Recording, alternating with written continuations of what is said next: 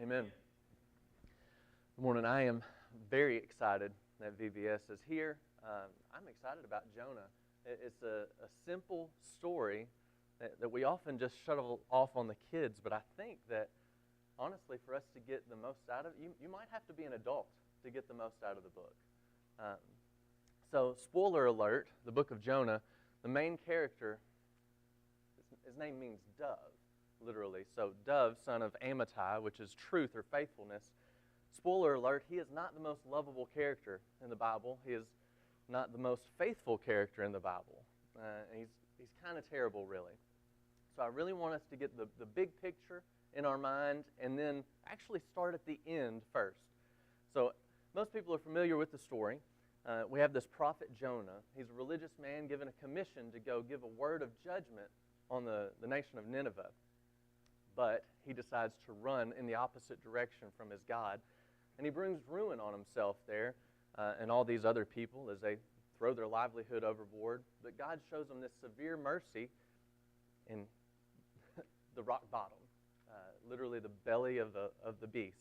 And it wakes him up at least for a moment so that he does deliver this message to the Ninevites. The whole city repents and turns to God. And you would think if you were a prophet of Israel, this would be a great line on your resume. You would be stoked to have this, but how did he respond? He was angry. He was angry that Nineveh repented. This is Sin City, and he brought this word of judgment, and they repented. He should be so proud, but he was mad, and that's where we want to start, really. So hopefully you can see this at in verse 10 of chapter 3. We'll pick up there. When God saw what they, that is the Ninevites, did, how they turned from their evil way, God relented of the disaster that he had said he would do to them. He did not do it, but it displeased Jonah exceedingly. He was angry. He prayed to the Lord, said, "O Lord, is this not what I said when I was yet in my country? This is why I made haste to flee to Tarshish. For I knew," this is important, "I knew you are a gracious God and merciful, slow to anger, and abounding in steadfast love and relenting from disaster." The good guy in the story, Jonah, he behaves very badly. On the opposite end of the spectrum, all of the bad guys in the story actually, they have soft consciences and they respond to God with repentance. Again, Jonah, this prophet of God, he gets angry with God for being merciful. He may behave poorly, but he knows who God is. He knows God is a gracious God, merciful, slow to anger, and abounding in steadfast love, relenting from disaster. This is important because this is God's own definition of himself. In the book of Exodus, when Moses was hidden in the cleft of the rock and the Lord walked in front of him, in verse 6 there, the Lord passed before him and proclaimed, the Lord, a God, merciful and gracious, slow to anger, and abounding in steadfast love and faithfulness." This is, and it goes on there, this is his own definition of himself, and this is the God that is a shield about us.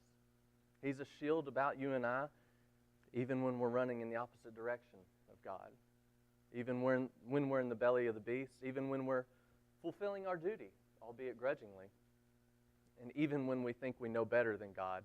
The Lord was a shield about Jonah and about you and I. It's a brilliant story. It's 4 chapters. We're really going to march through the whole book and just try to grab some things out of each chapter, so it'll be a quick survey. So let's start. All right. Now, verse 1. "Now the word of the Lord came to Jonah, the son of Amittai, saying," okay, so we will stop here. This is the way most prophetic books start, right? Flip over a page. What's the book after Jonah? Who's got a real book in their hand? You can turn a page. Micah, read the very first verse of Micah. "The word of the Lord that came to Micah of Moresheth in the days of Jotham, Ahaz, Hezekiah, king of Judah, against Judah, which he saw concerning Samaria and Jerusalem." Yeah, so it starts in the same exact way. The word of the Lord came to Micah, the word of the Lord came to Jonah. So we think, because this is the context, this is where the book is plopped down in the middle of the prophets, we think that we're fixing to read some maybe poetry or just some prophetic sayings. But what do we get instead is this narrative, which I'm personally grateful for because the prophets are a hard read for me.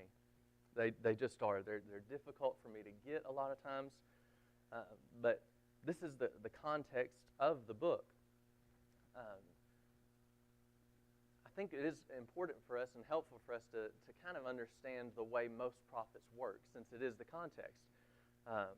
If you remember the big picture of God's redemption for man up to this point, we've got this chosen people, the children of Israel. He redeems them out of Egypt, and he brings them into a covenant relationship with himself, and he gives them instructions on how to live as a holy witness to the nations around them. And how do they do it that? They're not so great, not so great. And so he brings them into the promised land, but they do awful, and they abandon the Lord, and they give their allegiance to these other gods. And so the prophets come on the scene, and this is the basic structure of most of the prophets. The prophets show them their sin, and they may see some consequences, but there's always this promise of redemption despite the rebellion of the covenant people. And again, this is where we find Jonah. The prophets are about a rebellious covenant people. They're faithless. They suffer the consequences, but are ultimately redeemed. And so his story reflects the disobedience of these people, the suffering, and this question of the faithfulness of God to redeem. The narrative gets sidetracked by the second main character of the book of Jonah, which is Jonah and the fish. Yeah, the whale. I think the fish, it's either in just one or two verses, but it really takes over the whole story, and it is important, I think, but it really gets sidetracked, but I don't think the fish is the main point. I don't think it is. I don't think it's about the fish. God's word is here to reveal the character of God and ultimately point us to Jesus, and I don't think it's about the fish. So let's read on. So the word of the Lord came to him, and it says, verse 2, "Arise, go to Nineveh, that great city, and call out against it, for their evil has come up before me." But Jonah rose to flee to Tarshish from the presence of the Lord. He went down to Joppa and found a ship going to Tarshish. So he paid the fare and went down into it to go with them to Tarshish, away from the presence of the Lord. So here we see God's commission. Go preach to Nineveh. He's dispatching his messenger. That's what prophets are, messengers, to go confront the wickedness of Nineveh and preach against it. So this whole story on the onset is actually set up as a story about God and Nineveh. And of course, it gets sidetracked with God and his prophet. But since it starts out this way, I think it's important and helpful for us to know about Nineveh. Who are the Ninevites? It says, their evil has come up before me. And up to this point, we don't really know the specifics of this evil or this wickedness in other versions. And it doesn't really state here why Jonah doesn't care to comply so far. But towards the end of the book, it says that God is punishing them for their evil ways, the evil ways of everyone, and their violence that is in their hands. So I'm going to give you some knowledge on the Ninevites. You may already know some of this. They were the capital city of, does anybody know the empire? Assyria. That is correct. Big, bad, ancient empire. Probably the biggest and baddest up to this point of the ancient world. And for a number of reasons, even today, some people study the military conquest of the Assyrians and of the Ninevites because they were just absolutely brilliant. They could look at these territories that didn't belong to them, but they wanted, and they could look and see these strategic roads, and they'd go get them. They'd look and see these strategic cities, and they'd go get them, and they would just gobble up by sheer military conquest all of these territories. And so they were brilliant, but they were brutal and violent and oppressive, and that's really also what they were known for. They've done a lot of these archaeological digs over in what is today in the region of Iraq, but they dug up the city of Nineveh.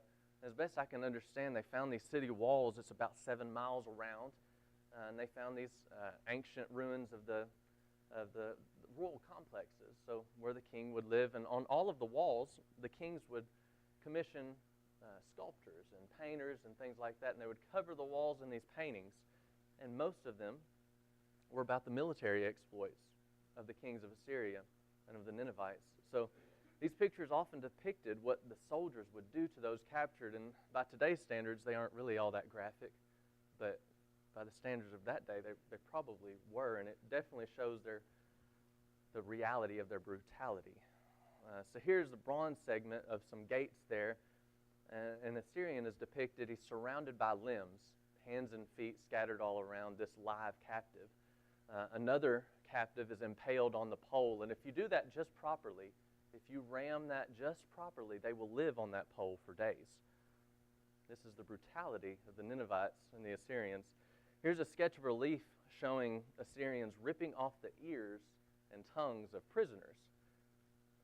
These terrible people were known for this, for hanging their enemies on posts, flaying them. They would line city walls with skins.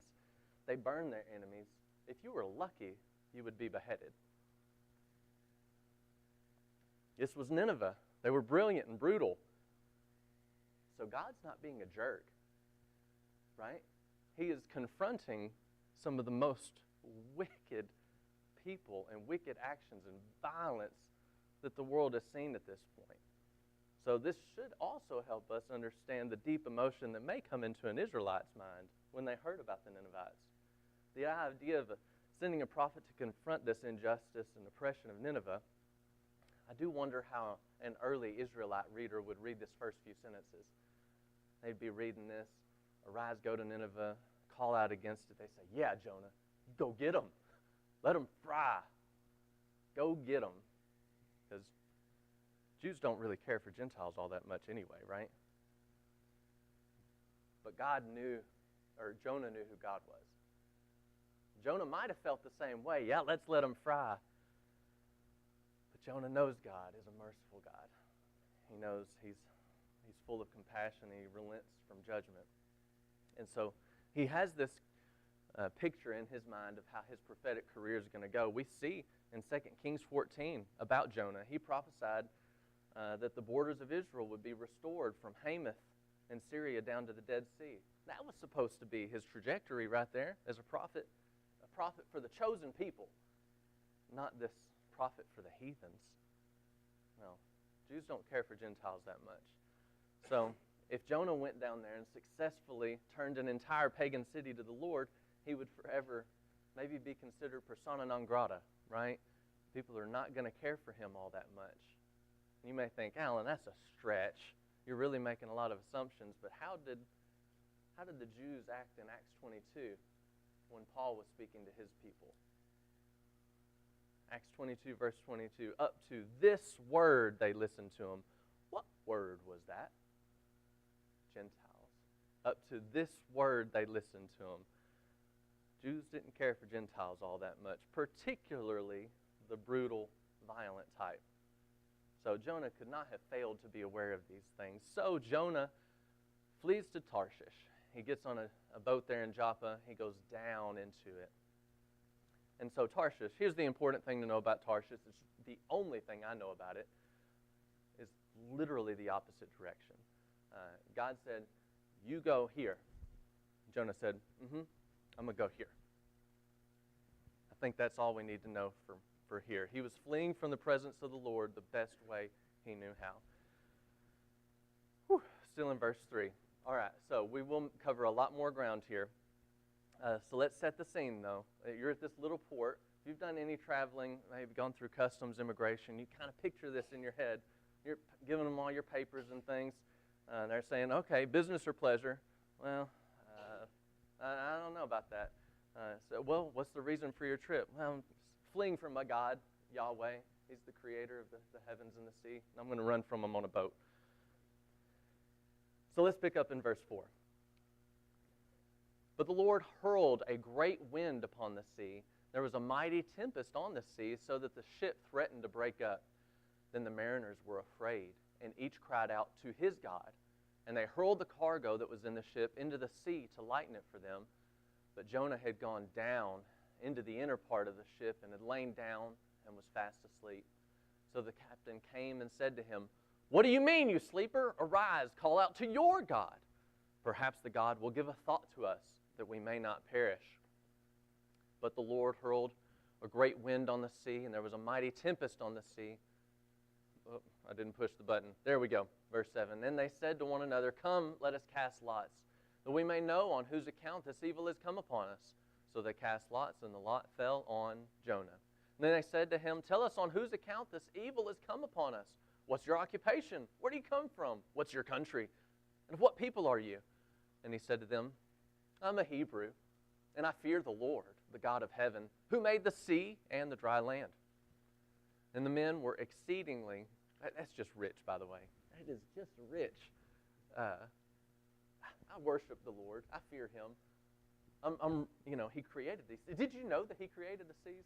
I'm running from them on a boat. This is so rich. Anyway, that's good. You got to be able to see that. Verse 10, then the men were exceedingly afraid and said to him, "What is this you have done?" For the men knew that he was fleeing from the presence of the Lord, because he had told them, maybe when they were checking his papers at the beginning, I don't know. And they said to him, "What shall we do to you, that the sea may quiet down for us?" For the sea grew more and more tempestuous. And he said to them, "Pick me up and hurl me into the sea. Then the sea will quiet down for you, and I know it is because of me that this great tempest has come upon you." Nevertheless, the men rowed hard to get back to dry land, but they could not, for the sea grew more and more tempestuous against them. Therefore they called out to the Lord, "O Lord, let us not perish for this man's life, and lay not on us innocent blood. For you, O Lord, have done as it pleased you." So they picked up Jonah and hurled him into the sea, and the sea ceased from its raging.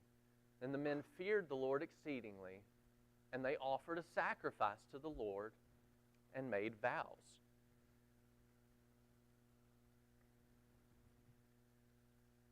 It's an awesome story. There's a lot here. We're only going to scratch the surface because I'm committed to making it through the whole book. Having the Lord as our shield does not mean we don't experience consequences. It does not mean that others are shielded from our consequences either. See, Jonah is the one who made the decision to run from God. That's his own personal decision. My own personal decision doesn't hurt you. This is his own personal decision. No one could tell him he's wrong. It's his own business. But who all suffered so far as a result of Jonah's bad decision? Everyone around him, right? Everyone around him. And this is more insightful than you might think. Jonah's selfishness, he thinks he knows better than God and everyone else. He acts accordingly. This led him to a state where he's totally unaware of the people around him, even though he's bringing ruin on them. He's just this wrecking ball in their lives. And it's an important image for us to see, not only as individuals, but even as a society. As Americans, our view of morality is very individually centered. You know, we were raised in this culture that essentially says your moral decisions and your moral compass is to choose your own adventure. As long as you don't hurt anybody, as long as everybody's consenting, anything goes. My private decisions don't affect you. Stay out of my bedroom. Stay out of my wallet. Just be tolerant. I'm going to do me, you do you. There is no objective truth. There's your truth, there's my truth. If it feels good, do it. Don't yuck my yum. But we know that individual sin doesn't just have individual consequences. What happens in your bedroom may very well affect me, particularly if you decide that being tolerant is no longer good enough. If you demand that maybe I should accept or praise it, as every June is pushed on us. So individual sin doesn't just have individual consequences. We should recognize many actions that are considered private, they do involve others. Maybe if we lived isolated on an island in the belly of a whale, our actions wouldn't affect others, but no man is an island. There's a good chance that you have family, friends, acquaintances you come into contact with, and all those will be affected in some way because sins have consequences, the ultimate being death. There's nothing hidden that will not be disclosed, nothing concealed that will not be known or brought out into the open. Can you honestly say there's no one that would be affected by your secret sins if they became known. This is a principle that follows the pattern laid down at creation. Everything created has a seed from which it propagates itself after its kind. In other words, you don't plant corn and expect something else. You can't plant sin, even in private, and expect to reap a harvest of anything other than sin's consequences. And it has a habit of spilling over into the lives of other people because of a principle called association. So Jonah is but one example. He's just one example that your private dereliction of duty, his private lapse of faith, it impacted him, of course, that we're going to see.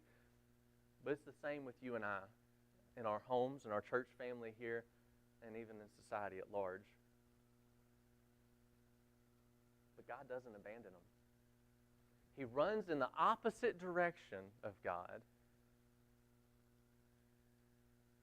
He might try to escape just by dying here. It's debatable there.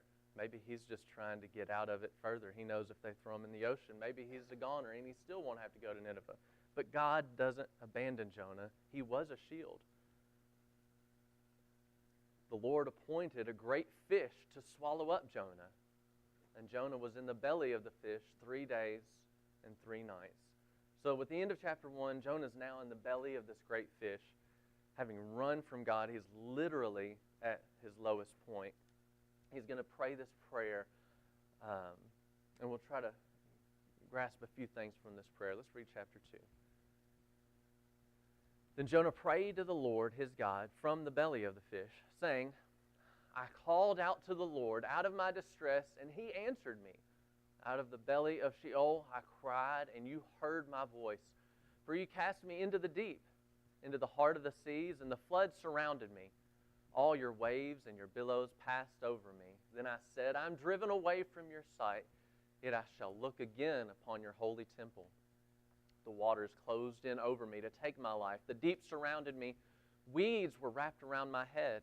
At the roots of the mountains I went down to the land, whose bars closed upon me forever. Yet you brought up my life from the pit, O Lord my God. When my life was fainting away, I remembered the Lord, and my prayer came to you into your holy temple. Those who pay regard to vain idols forsake their hope of steadfast love. But I, with the voice of thanksgiving, will sacrifice to you. What I have vowed I will pay. Salvation belongs to the Lord.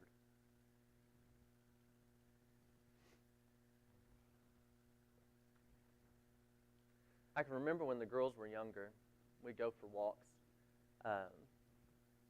They'd see something they wanted. They would just take off running after it. Jules, she would see a dog. She'd just take off running. She wants to see the dog. Georgia, maybe it was a pretty rock. They had this thing in their head that they wanted. They didn't really see the danger of the traffic around them. And so they would go after it, and I would stop them, sometimes physically, and they would not be pleased with me. I only have goodwill for my kids. I want so badly for Jules to get this dog. I want Georgia to fill her pockets with all the pretty rocks, and she did. But in that moment, all they saw was, Dad, you are crashing my party right now. You know what I'm saying? Only hope they know a little bit better now that I just want them to live. Really live. I want to see Jules become a little soccer star. She can't do that if her knees don't bend right. I want Georgia to walk. I want to walk Georgia down the aisle one day, which is going to be much harder from her if she's in a wheelchair. So this is an imperfect analogy, obviously, but this is close to the image of what's happening here in Jonah. This is a great quote. I lost in my notes who it's attributed to. Someone has observed that there are times when we must be made to go into the lowest depths that we may regain a living faith. Imagine Jonah, the breeze in his hair. Just imagine. He's on this boat. He's sailing for Tarshish, right? He has these wide open horizons. The world. He's declared his autonomy from God. He's free. He is going in the opposite direction of all of his problems. He is running for his life. And it all starts to catch up for him. great snowball effect. His decision leading him down, down, down into the ship, down into sleep, down into the ocean. And all of a sudden, he's at the exact opposite of wide open horizons. He's now confined in this belly of the beast. Jonah just wants to go to Tarshish, as far away from the Ninevites as he can. God wants him to participate in this amazing event of his grace and his mercy coming to these people that you would never have expected. But Jonah's so fixated on his little deal. I want to be a prophet for my people. Maybe it's in his head. I don't know what's in his head. But he's so fixated on that, he can't see it. He's blind to it. And he thinks he's running for his life, but he's running from it. Now, Jonah, he's in the belly, surrounded. I imagine it's pretty tight quarters in here. Never been there. Pretty tight quarters. I should have found a picture of all the children's books we see. You know, usually the children's books, you've got Jonah. He's sitting somehow he's got a desk in the belly and a little, he's got like maybe a candle here. He's reading a book. I don't think it was like that. I'm not positive, but I don't think it was like that. He says, the engulfing waters has threatened me. The deep surrounded me. Seaweed was wrapped around my head. Let's imagine it. They throw him overboard. First of all, he thinks he's drowning. This is a tempestuous ocean. I can't swim anyway. I will drown in Marty's pool. But I'm definitely drowning in the ocean, okay? No one can swim in those conditions. But he doesn't drown. God appoints this fish, and that belly's where he ends up. And imagine the air there. He's got to breathe something that's heavy and suffocating, tainted with the smell of squid beaks and decaying fish and the pungent stench of his digestive fluids. Some of us get motion sick. Imagine the nausea that you must experience in this situation. The smell growing worse and worse. This cocktail of rotting fish, brine. Every labored breath brings this new wave of nausea. Creature's stomach walls press in against them, all sticky, yucky, slimy. They're closing in, threatening to crush him. Imagine the darkness. He doesn't have a candle in there. It's pitch black. Maybe illuminated only by the faint glow of some kind of like bioluminescent organisms. But think how creepy that would make it look. Jonah's senses are overwhelmed by this constant rumbling. Think of the sounds of it. You've got this constant rumbling. You can hear the heartbeat of this major beast. The temperature inside this fish, unbearably hot, surely, as if trapped in an inferno. The humid air, it clings to your skin, causing every breath to feel heavy, labored. Beads of sweat drip down, mingling with that slimy residue that's covering everything. All of a sudden, looking back and turning to God becomes pretty attractive. He runs from God. He thinks God is like this killjoy. He is running for his life. And then he sees where that gets him, and he says, you know what? It takes him to hit rock bottom, literally, to see, wow, it was this God of mercy who was chasing me the whole time. And then everything changes. In this prayer, he praises God, and he is thankful. He's thankful. This prayer is not filled with, it's not a prayer of deliverance. It's a prayer of thankfulness. And it's interesting to note that. It's not a petition. And where is he when he's praying? Where has he not left? He's still in that environment. Maybe it's a lack of oxygen, I'm not sure. But he's grateful in the belly of the beast. He remembers God's presence. He turns towards the holy temple. Maybe it's the hot spot of God's presence. And this has to be our takeaway from chapter 2. Because we will find ourselves in the belly of the beast. It may be a mess of our own making, like it was Jonah's, or it may be a mess of someone else's making. But regardless, we have to discover the truth that the only thing I got going for me is this God of mercy. That's it. That's the only thing I've got going for me. It is God's merciful faithfulness to get me out of this mess. And we can be thankful. I know the one in whom my identity is grounded.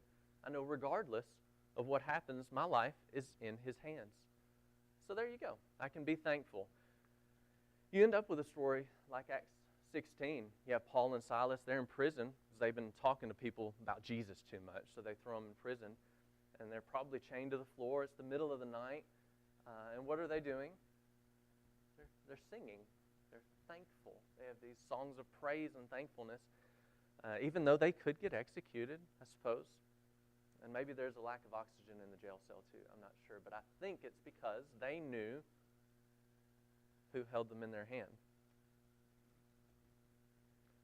They had an utter conviction that their life doesn't belong to them anyway. So if God deals this severe mercy through this experience, and I trust that He has my best in mind. He's shaping me through this experience.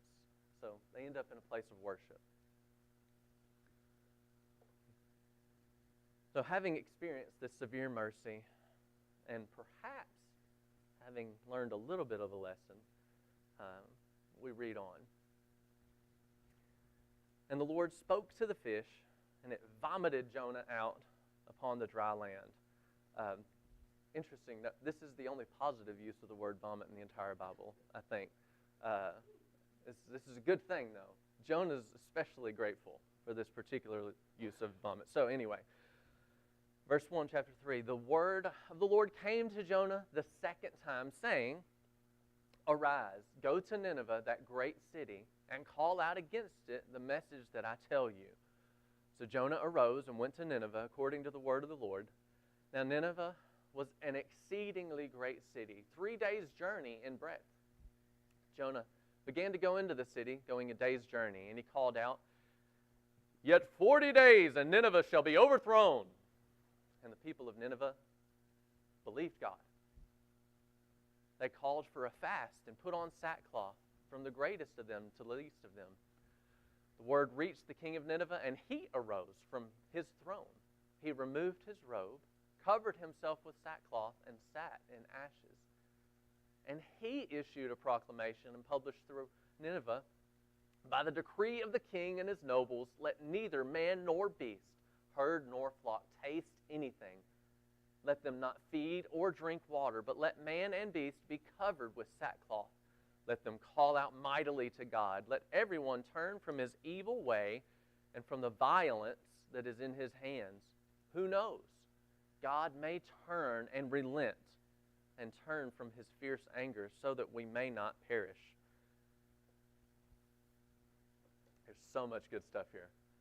I've really gotten into this story. One big thing to notice here, and you have to see it, is this contrast between this man of God, the good guy in the story, contrast between the man of God and all of the bad guys. First, the pagan sailors, and then later the Ninevites. Because what did Jonah say? He said, Who are you? Where are you from? What do you do? And he said, I fear God. Did he, though? Consider the sailors.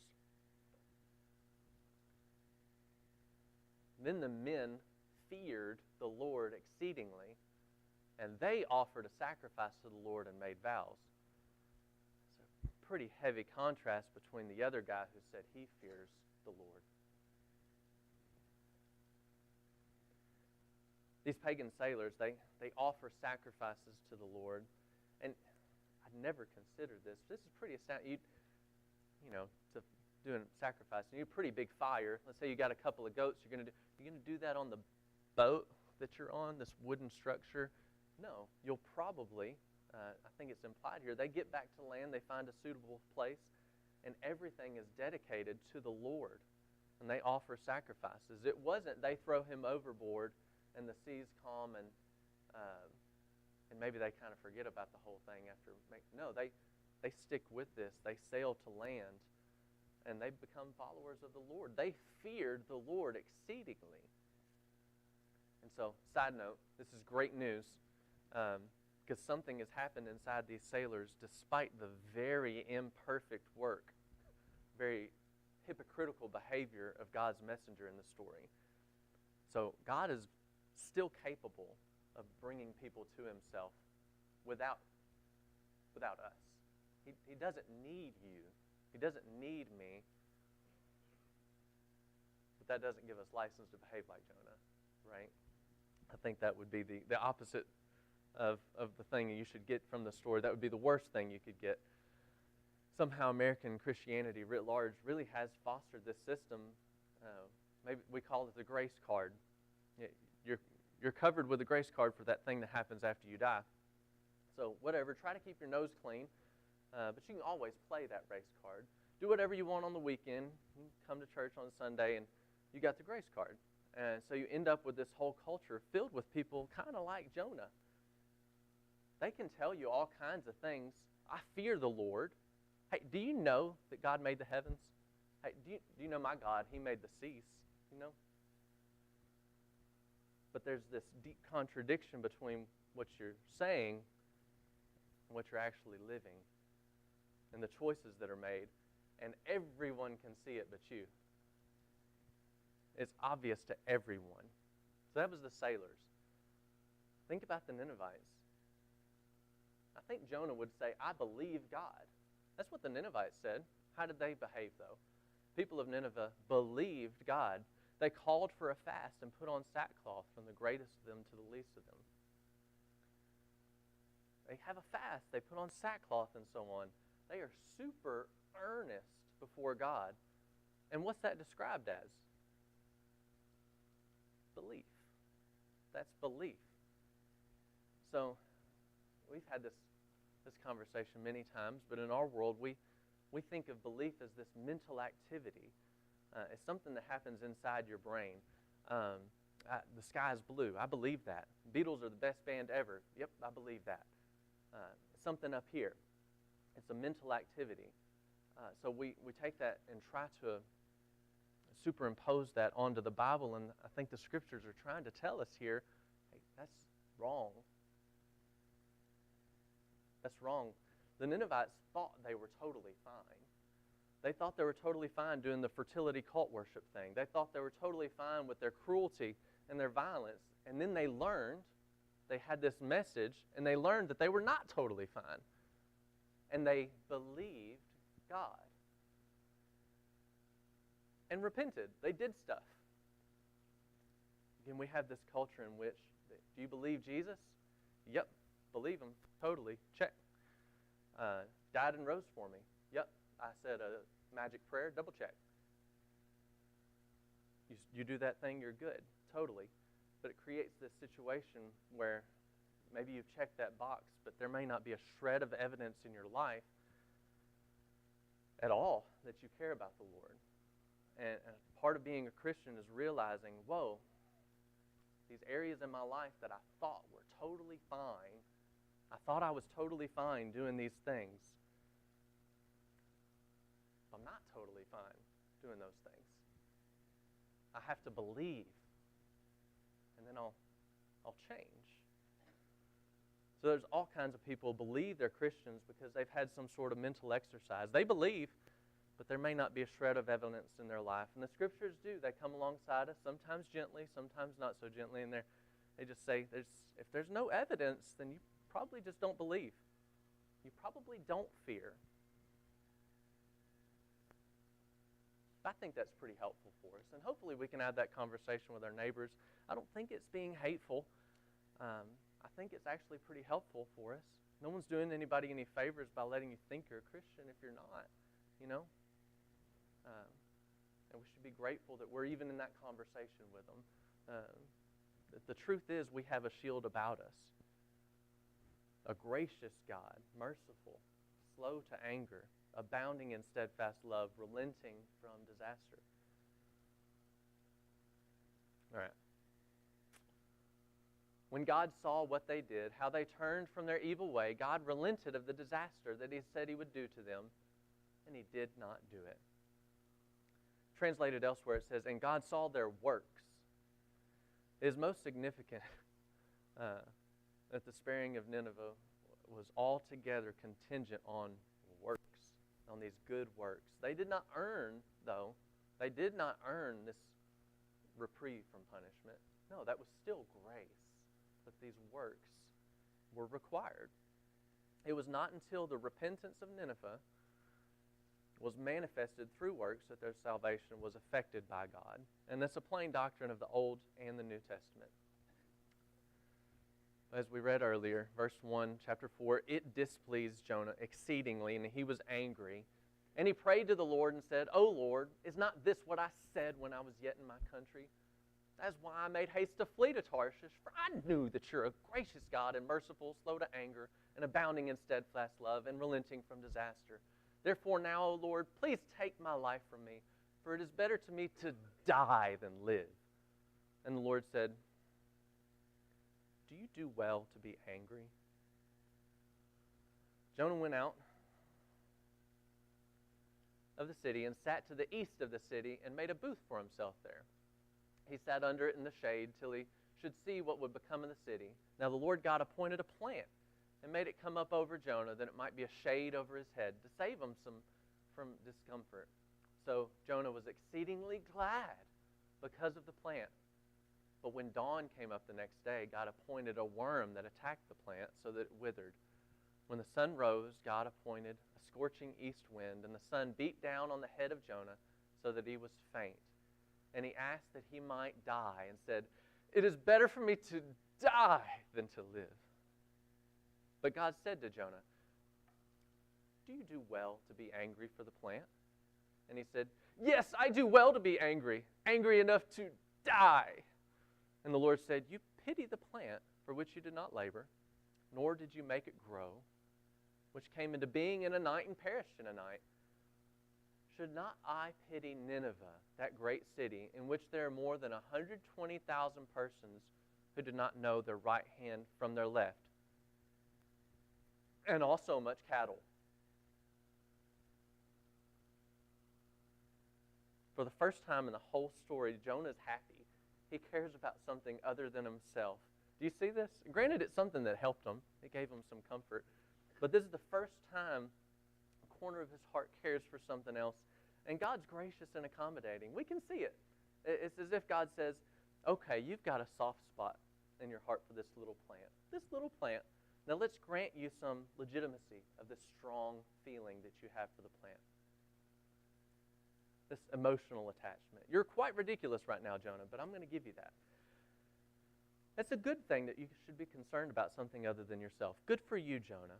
Now let me compare that. Wouldn't it be okay, Jonah, if I compared that strong emotional feeling that you have for this plant? Wouldn't you grant that the lives of thousands upon thousands of human beings made in my image are a little more important? Not only that, look at the description of this 120,000. What's it say about the Ninevites? They don't know their right hand from their left. One explanation given is that these are children. These are infants or toddlers or something. They're innocent. That's fine. I think that's probably some kind of turn of phrase or something.